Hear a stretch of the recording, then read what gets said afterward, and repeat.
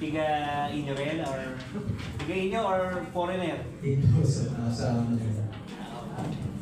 Yes. Carl, wala ka bang ibang naging trainer ever since father mo lang natin? Meron pong last fight ko po sa Philippines Manila, meron pong kinuha kami na assistant trainer para mag-improve yung kaalaman ko sa pag-boxing. At isa po, maghanap po. Makakatulong kay Coach Abel. Pero siya yung parang lagi hindi nakahit. Yes po, sige sir.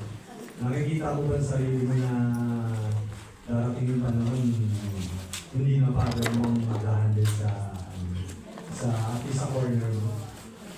May mga pagkakataon po gano'n, and syempre darating po tayo sa time na yun, pero ang gusto ko, hindi siya mawawala, nandun pa rin siya na nakasubaybay po sa atin sa bawat training, sa bawat laban, nandiyan pa rin po siya.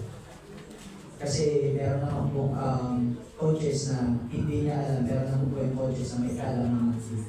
So, pagtutulungan po namin. Sali lang, yung timbang mo ngayon, o ano pa rin ba? Yes po, binibigay lang po namin, pakunti-kunti lang po namin ginagawa. Salamat. Apa Cordero, Philippine Star. Thank you po. Good morning po.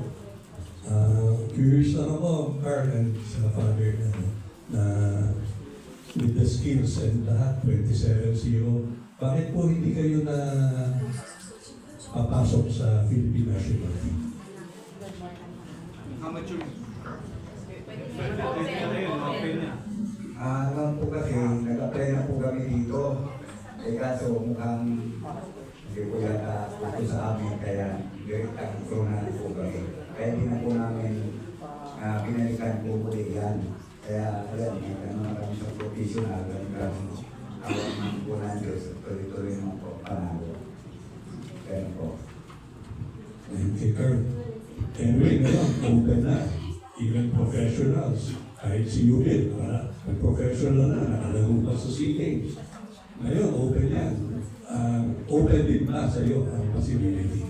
Kung mabigyan naman po kami ng pagkakataon, okay naman po kami para sa ganyan. Pero lagi focus po namin is yung mabigyan natin din yung opportunity ng pang-boxer na para mapalaban din kasi maraming boxer din dito na Philippine team na umaasa din po mapalaban sa Asian Games, World Championship Games, para sa Olympic team po. Yes, questions? Okay. Gab Carreras. Okay, good morning, Gab Peras, PJT SCPH. Kay Carl, may mga nakikita bang improvements ba sa inyong training going into your title eliminator bout? At may mga pagkukulang na kailangan mong isaayos upang maging better ka sa training mo? Marami pong pagkukulang. Minsan, kung yun yung pinag-usapan namin ni Coach Abel, kung sakali kukuha tayo ng makakagagad ng kaalaman natin sa pag-training, bakit po hindi, sabi ko po sa akin.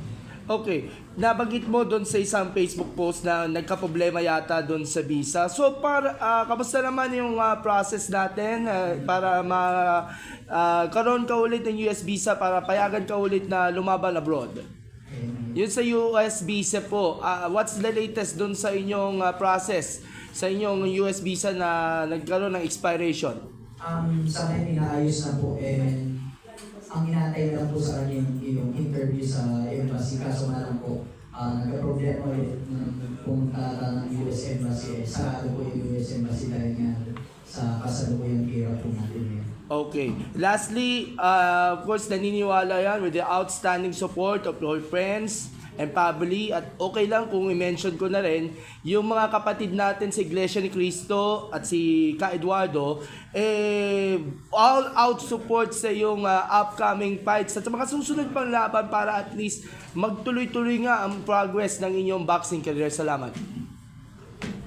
Naniniwala ka yun sa support ng inyong mga kaibigan, friends, and even INC? Yes po, hindi lang po sa mga kaibigan, sa family, sa mga friends. Ganun na rin po sa pananampalataya po namin sa loob ng iglesia. Ganun rin yung bawat panalangin ng bawat isa sa amin. Pinanatili po namin yung pagpapanata sa araw-araw po. Yes po. Thank you. Carl, kumusta ang vision mo? Ha? Okay ba naman? Sabi naman kasi dito mga doktora natin. Kung may sa tingin mo may konti problema, machi-check natin din ang doktora. Opo. Sige po. Yes. Sir, sinabi ko kanina na gusto mong kalaban talaga yung pinakamagagaling na Pilipino. Pero bakit si Carlo Dinisilio yung napili? Ano ba yung magiging, ano yung pagtingin niyo kay Dinisilio? Mas magaling sa'yo? Mas matapang? At bakit siya yung napili? Ito po, no, si Carlo Dinisilio. Siya po yung same style sa tatlong pinag-aaralan po namin para sa world title. Kaya simula niya sa dalawang Uzbekistan at gano'n po sa isang Japanese na sinusubaybayan po namin. So sa katunayan, kaya po namin siya rin para maging handa. And hindi naman po para sa pangmamaliit. Hindi siya pipituloy boxer lang. So bibigyan niyo po tayo ng challenge para maging handa po tayo. Ito, may talo, may panalo po sa lahat ng ito. Kaya kailangan ko maging handa. Dahil po, naging sample lang po natin si Marlon Tavares last time. Hindi naman sa minabalik ko yung Japanese po. Doon magiging masasabi kong magiging ready siya bago na lumabas sa world title. Thank you. Question lang. Sino lang, out of curiosity lang, sino yung bansag ng Vanderpool sa'yo? Mama ko po dad ko po kasi ang Wonder Boy po, nakuha po yan sa Banawe Rice Terraces po sa Ifugao. And 8 Wonders of the World. Kaya paano po yung lumaban po sa Hingin Ifugao, lumaban po ko that time. Ano pangalan mama mo? Early the party po. Sabi nga nila, may have a wonderful win sa May 16. 27 ka na ngayon, Carl. Baka pwede palitan yan. And truly proud na Tagalagawe, Ifugao, di ba? Sa kadalabas nyo ba, talaga naman sa kayo niyan na nagsisimbolo, di ba, na taga-Ifugao? Yes po, sobrang proud lang po ako kasi ako lang din po yung taga-Ifugao na nagagaling na taga-Ifugao na boxer and nagbibigyan po kahit pa paano ng pangalan sa aming maliit na munting bayan. Nakakataas po at medyo proud lang po talaga ako nito sa dinadala kong bansa. So parang kababayan mo rin si STG Liwaned ng Ifugao. Yes po. Si Teloman and Kevin Biling. Dami kami, talagang yung lugar, no? Sir Bel, mensahe po for the meantime, bago yung sunod na laban ni Carl James. Hintay ko lang po sa mga narito po ngayon at lahat pong nanonood ngayon sa forum. Hingi lang po kami ng suporta sa inyo. Kakarating po na laban ng May 16 sa Aniri Gym sa Fort Bonifacio po. Maraming po sa Coleman Carl James. Nagpapasalamat po ako kay Sir Sean Bones na nagbibigay pa rin ng opportunity sa mga Pinoy boxers. And shoutout ko lang din po yung Johan Sport Promotion, legal na kamao, universal promotion, and then sa fight ko sa May 16 na pinamagat ng Survivor Series 1, the hunt for the next top contender.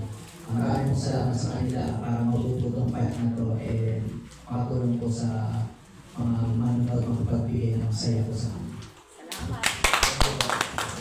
Alright, maraming salamat po. Patuloy nating suportahan ang mga katulad ni Carl James Martin na aspiring world champion sa larangan po ng boxing.